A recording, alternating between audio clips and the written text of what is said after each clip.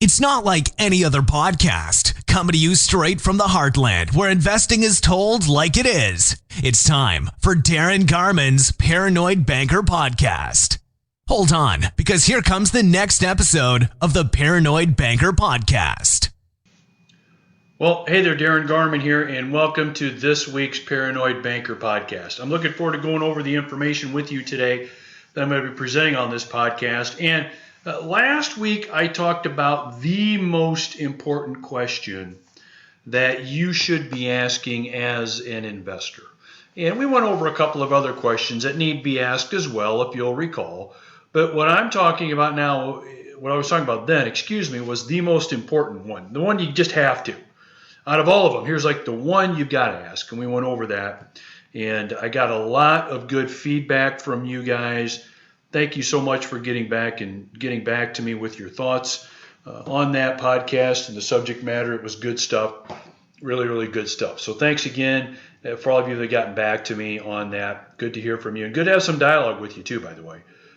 Interesting points here and there, but good to have you get back to me and communicate with me. And I think it's important for that communication, that back and forth, so to speak, to happen. So let's jump into the top 5 mistakes most people make when investing in real estate.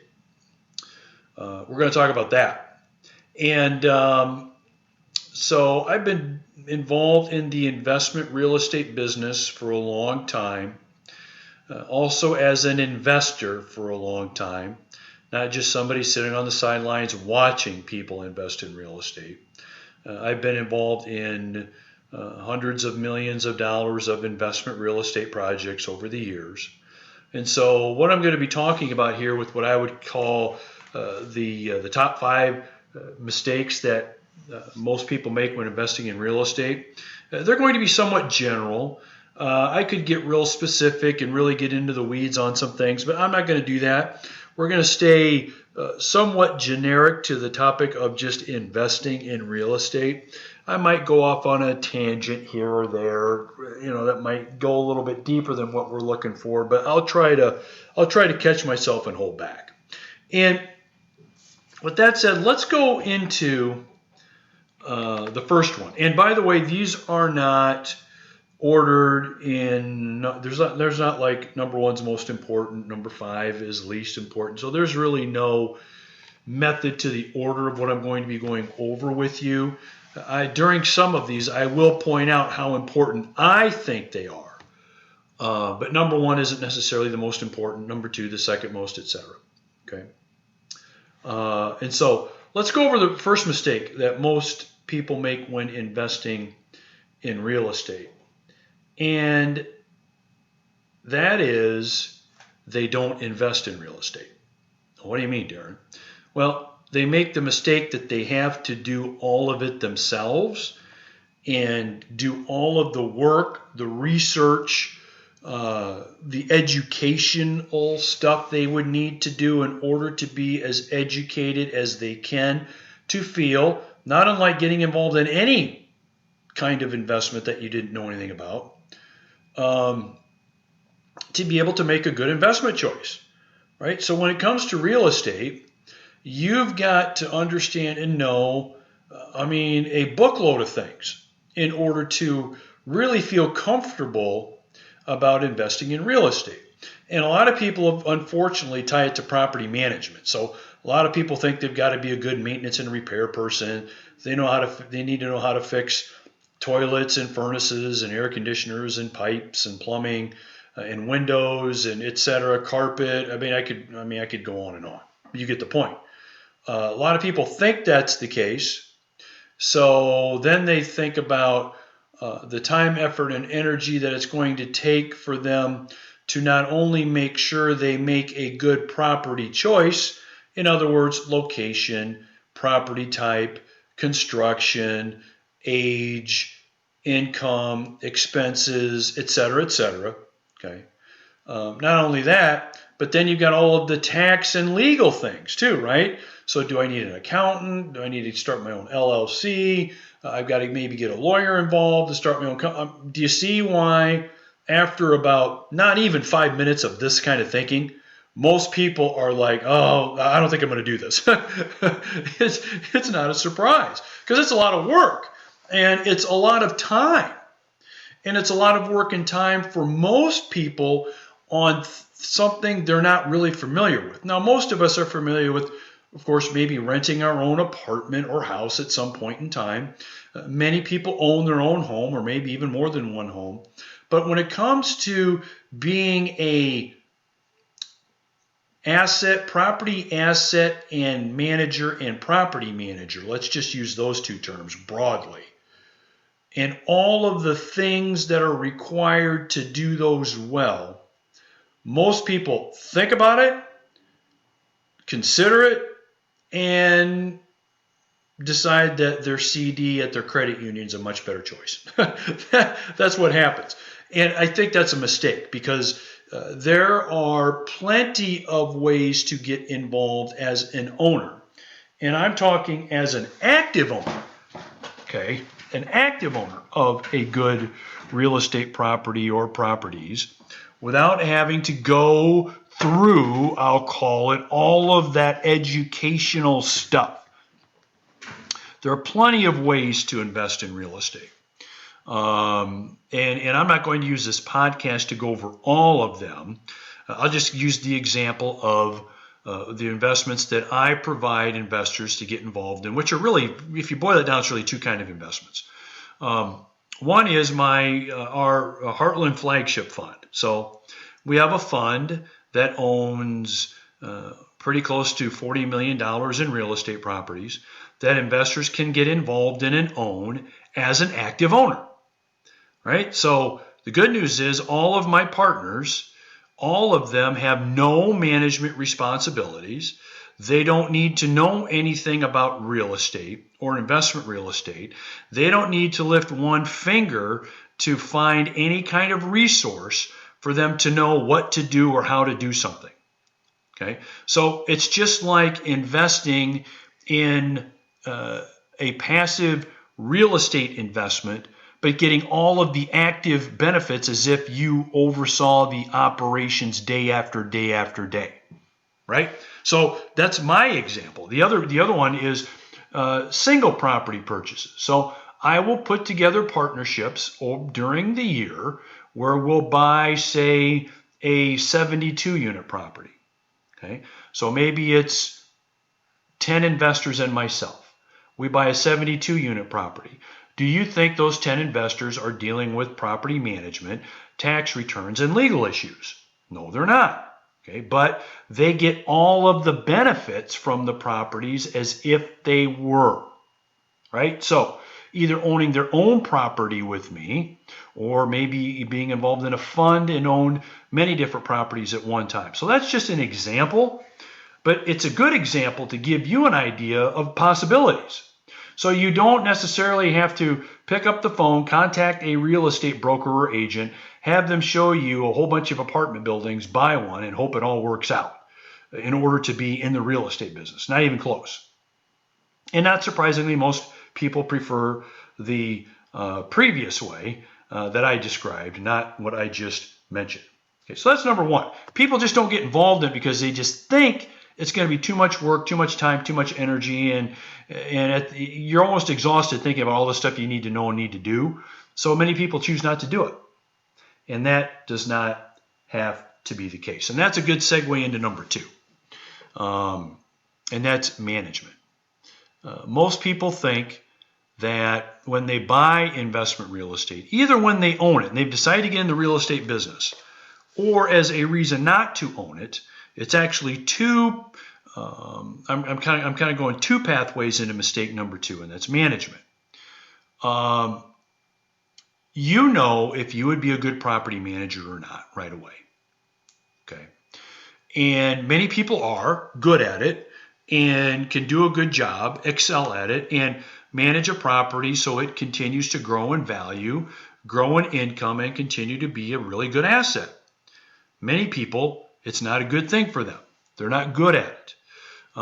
And property management, folks, is just like anything else. We're all good at a whole bunch of things, And we're all bad at a whole bunch of things.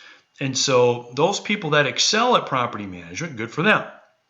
But if you don't excel at property management and you manage your own properties, you could turn a real profitable property into one that is, let's just say, not so profitable, i.e. that loses money, which you don't want to have happen, because you're just not a very good manager. So what's the solution? The solution is, if you don't think you would be a good manager, nor maybe you're managing your own properties now, and you don't think you're doing a good job, find somebody professionally to manage them. That's really it.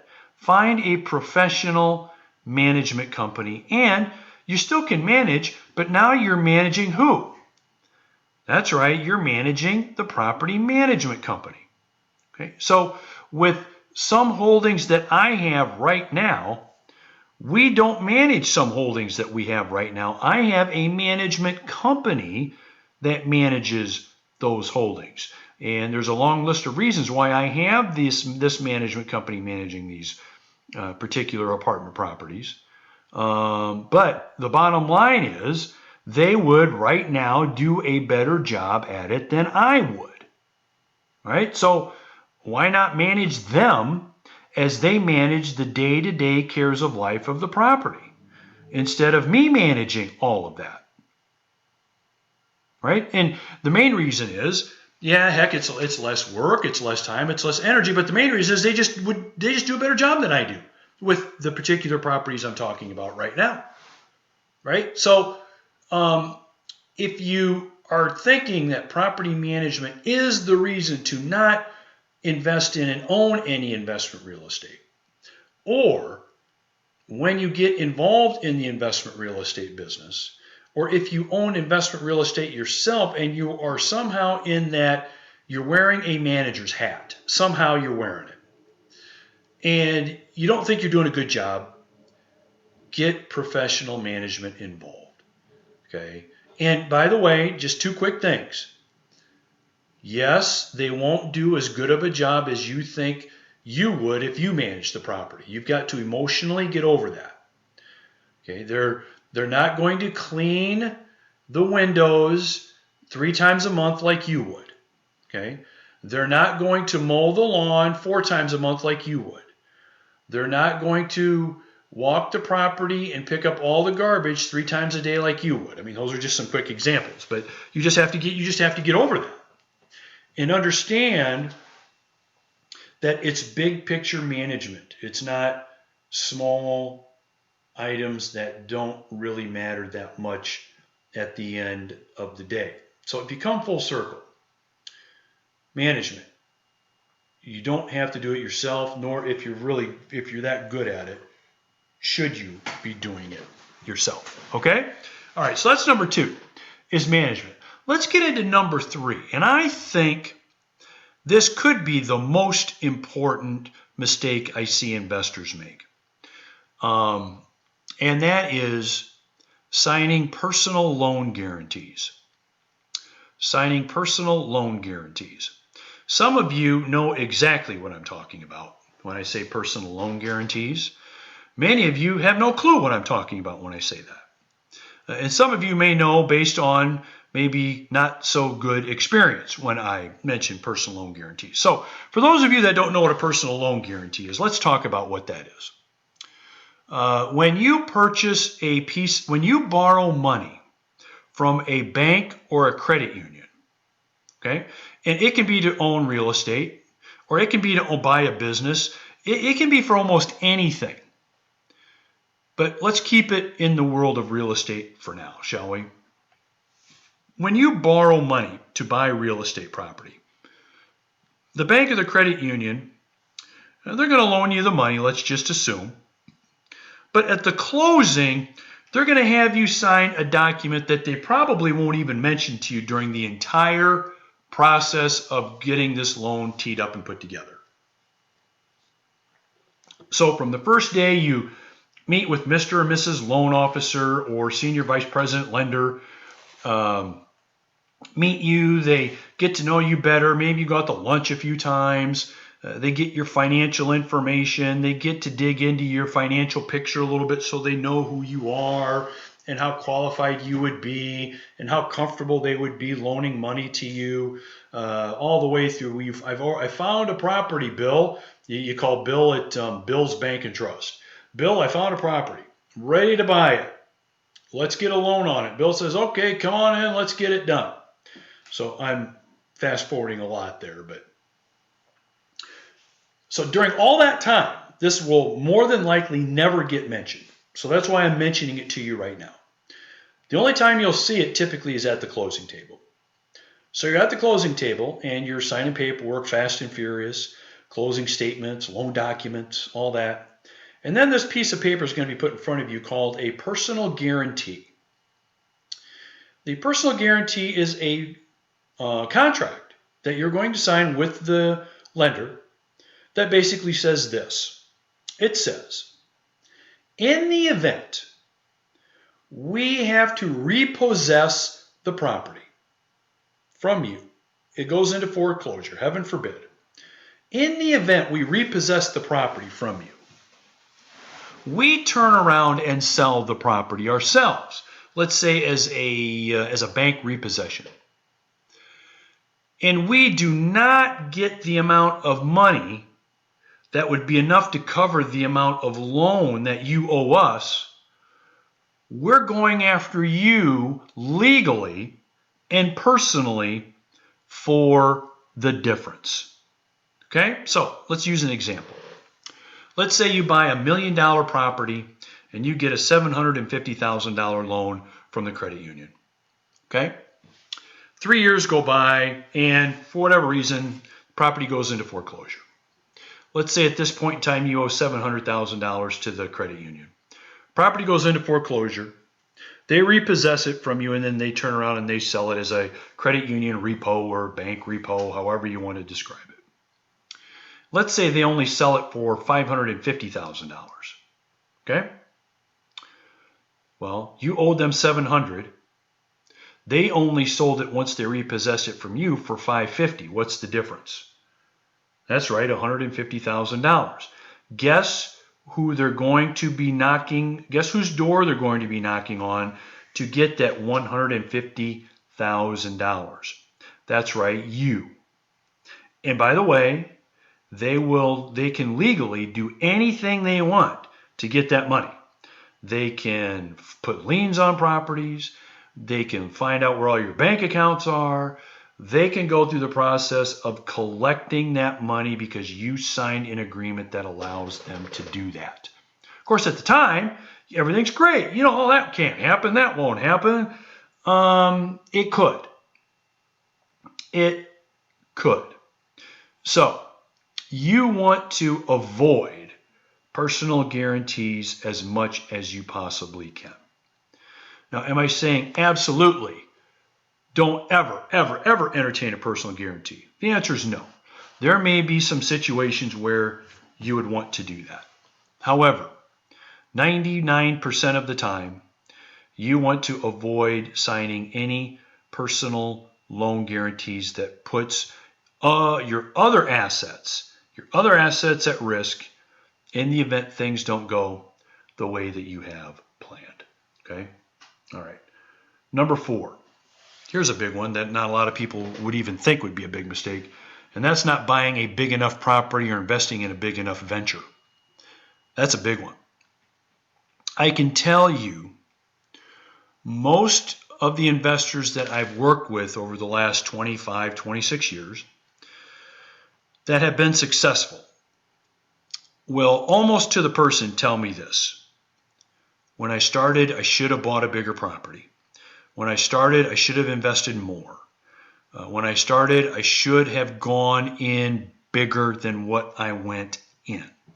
Right? So I still deal a lot with individual property investors. So they come to me and they want me to assist them in buying an investment property. So let's say somebody wants to buy let's just say a 12-unit property. A lot of times they'll come to me and they say, hey, Darin, can you help me buy a 12-unit property? And we'll get them, get them going and we'll get them into a 12-unit property that they can own. Here's what'll happen. a year or two later, I'll be talking to them. Here's what they'll say to me. I know the 12-unit properties worked out good, but I should have bought a 24-unit property, right? Or I should have bought a 16-unit property.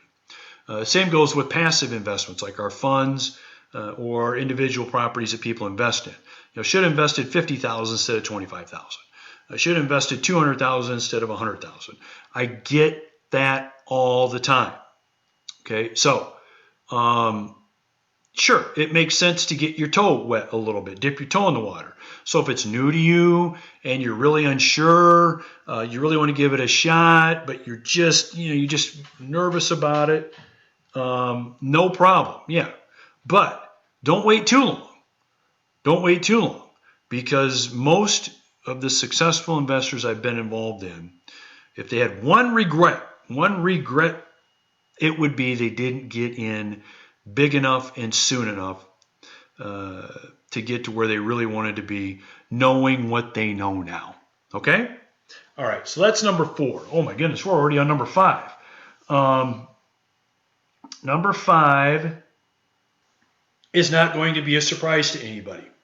And I'll just make it as simple as I can. And that's not investing in or buying apartments. If there's something I firmly believe, and I've pretty much stuck my neck out there behind what I'm telling, and I have been getting, I guess, my crystal ball out, and so to speak, and telling people where I think things are headed. And I firmly believe, based on everything that I'm seeing, not only in the investment real estate world, but the property management world, that apartments are the place to be. And in the future, they will really be the place to be. And I'm telling my partners over and over again, they're tired of hearing it from me. They're tired of me. I'm beating them over the head with this. Not literally, of course, but they get enough emails and newsletters and communications from me where they're like, okay, Darin, we get it. Just shut up. That's pretty much, I think, what most of them, if they haven't told me that, they've thought that. And it's, you got to be owning more apartments. You got to be buying more apartments. You've got to be in this more. If not, you're going to regret not being an owner of apartments. And so mistake number 5 is not owning apartment properties. A lot of people think that single-family homes, for example, is the place to be. I totally disagree. For a long list of reasons. And I'm not going to spend this podcast in comparing single family versus apartments. I have previous podcasts where I've talked about this, and I invite you to check those out, where I compare single family homes to apartment properties and where people should be investing their money. Check that out. But I don't think single family homes is the place to be. I don't think office buildings are the place to be. Okay, and there are 2 or 3 other kinds of investment properties that a lot of people talk about and banter them about in terms of being involved in them, and they're not apartments. And I'm saying you really have to be in the apartment business. As a passive investor, as an active investor, you need to own some apartments. The demand for tenants living in apartments, the demand for investors, either individual or institutional, to continue wanting to buy and own apartments is going to continue to grow at an exponential rate over the next 5 years. It's just going to happen. You need to be involved in that, my opinion. And so own some apartments, and if you want to avoid a mistake, get your money into some apartments, because that is mistake number 5, is not owning apartments. All right. And so that, already, wow, that pretty much wraps up my top 5. So I have covered, number 1 was investors not getting involved in investment real estate for reasons that they think prohibit them from being good at it and being profitable at it, which we've basically gone over, and that's really BS at the end of the day. So that's number 1. Number 2 is property management. We talked about that and how you don't have to be a good property manager in order to be a profitable real estate investor. We talked about that. Number 3 was personal guarantees. We talked about that and staying away from those. Number 4 is not buying bigger, whether bigger individual properties, getting into an investment in a bigger way, etc. And number 5, not buying apartments. You really, I honestly think have to be an owner of an apartment property. The more, the better. All right. And so this covers my top 5 for the week. Hopefully some of this information has been helpful to you. It's giving you something to think about and can help you not only avoid some mistakes, but make some money along the way by avoiding those mistakes and getting involved in a great investment that will hopefully work out fantastic for you. Okay, so any thoughts, any questions? We'll talk about how you can get a hold of me here in just a minute and what you need to do. But have a great day, everybody, and have a great rest of your week. Talk to you later. Bye-bye. Thanks for joining Darin Garman's Paranoid Banker Podcast. For investment questions, comments, or to get in touch with Darin, go to www.garmanblog.com.